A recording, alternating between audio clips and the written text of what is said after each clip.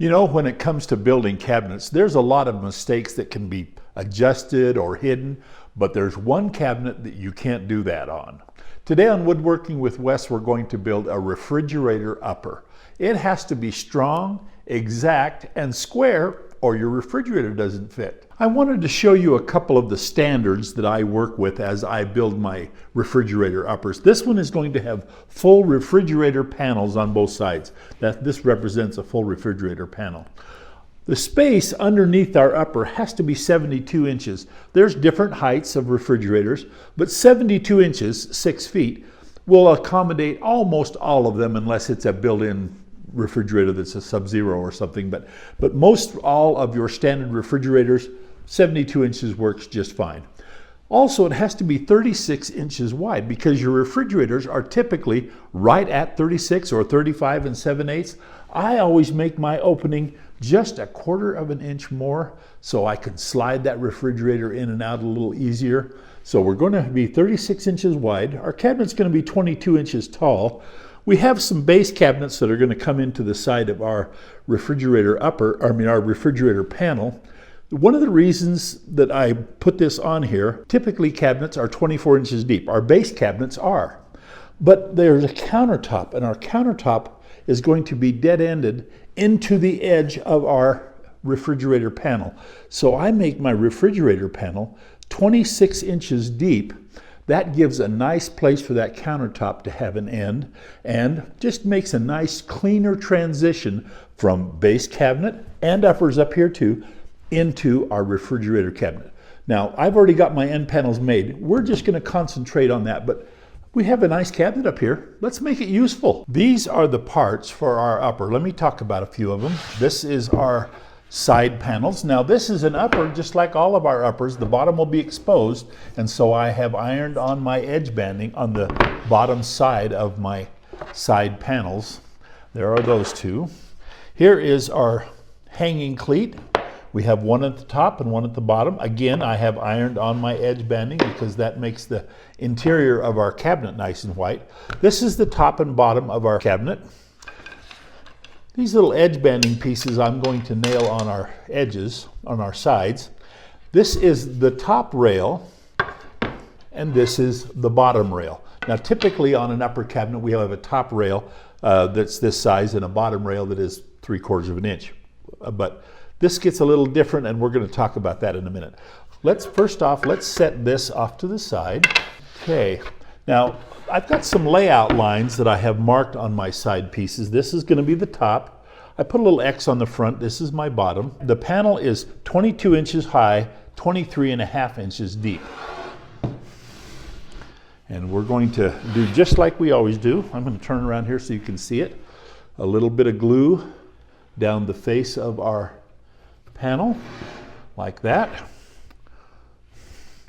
Our 1/4 inch edge banding for our solid wood edge banding, flush with the top and the bottom, and we made it the right size for the thickness of our panel, 3/4 of an inch. And just like that, our edge banding is put on. I'll go ahead and get the other one done. Now, typically we nail our edge banding, our facing and stuff, after we assemble the cabinet. This cabinet goes together different because what we're going to do in this cabinet to make it useful is we're going to make it into a tray divider cabinet. That's the reason we have a heavier top and bottom. Now, again, if this was a standard upper, our top of our cabinet would be nailed here, but we're going to nail the top of our cabinet flush with the bottom of our top rail. That's the next thing we'll do. We're going to use our 1.5" 18 gauge brads to nail this facing on a little heavier. Make sure we get enough glue.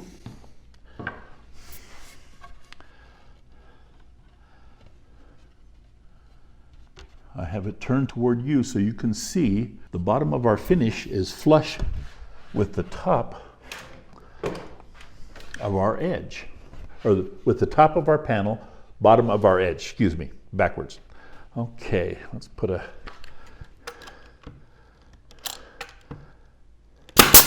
We'll come back and fill our nail holes with color putty because we've already stained and lacquered our top.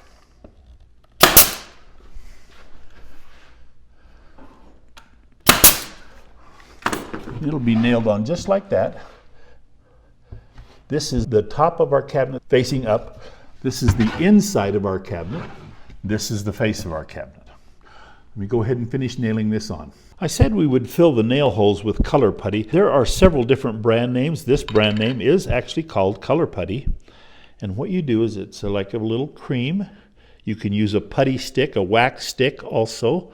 But what you do is you put it in the holes. You buy a color that matches the color of the finish that you have.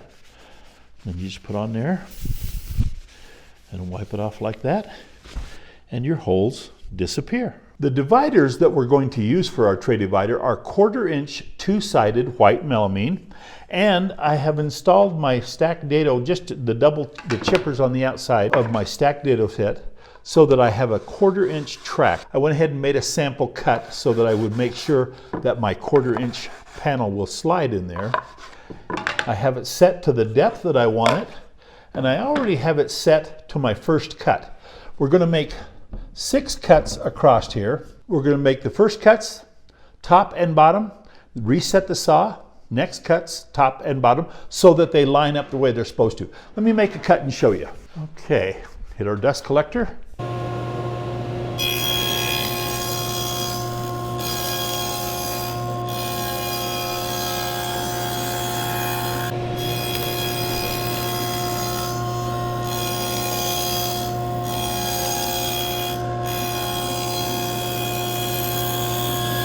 Okay, we have our first dado cut.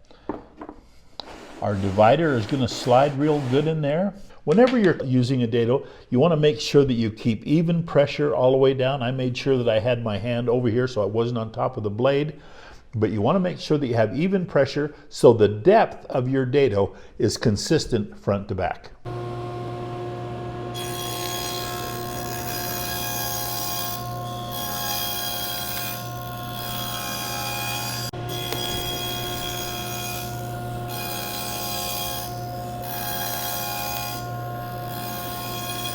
As you can see, by doing both the top and the bottom of our panels, each time we change the spacing of the saw, we keep our lines lined up, our trenches lined up that we've dadoed. We've got 2 more to do. We have the top and bottom of our cabinet with all of our dados in, and you can see how they line up because we did each one of them as we changed the blade. Now it's time to nail it all together. Remember, this is the side. I just showed you the side. There's the bottom of it because we've banded it. We put our 1/4 inch banding on the front. I have 2 lines. They're very faint. I hope you can see them. This line here is where the inside of this top lines up to. So this is where the large facing is here, and then the inside lines up here. Same with the bottom. The bottom lines up with this line right here. And I have marked a line on the outside of my cabinet. This is where I'll make sure my nails line up correctly so that I don't shoot my nails in the wrong place. Let me go ahead and get set up here and we'll put a nail in. I have the inside lined up with my mark on the inside, so I know my line here will put my nails right in the middle of my panel.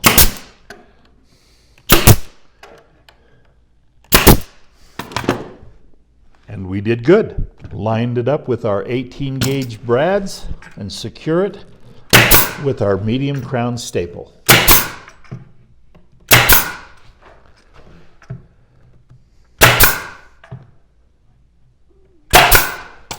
Just like that. And we'll finish nailing it together the same way. Okay, we have it all put together. Our grooves line up top to bottom. And we have the back on and the hanging cleats, nice and white and clean on the inside. Now we have to make our dividers. Now the opening of our cabinet is 16 3/4 inches tall.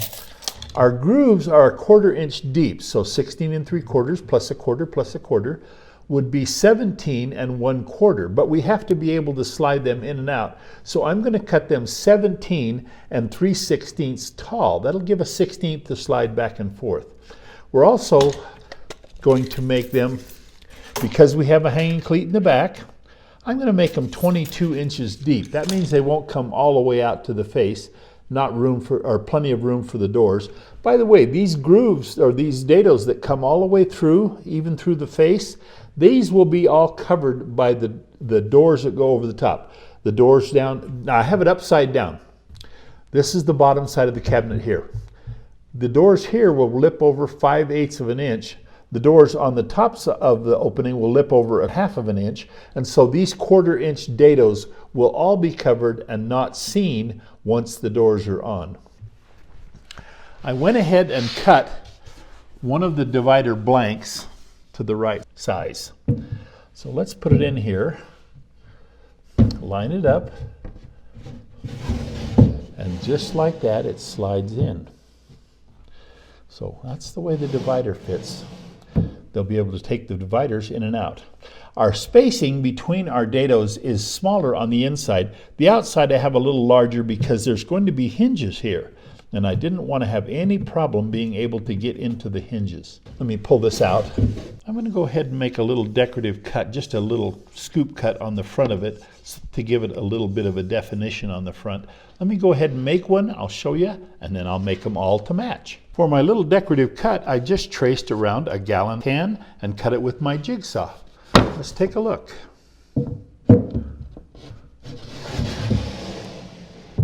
Oh, that looks nice. Let me go ahead and get the rest of them done. Let's take a look at them with they're all lined up.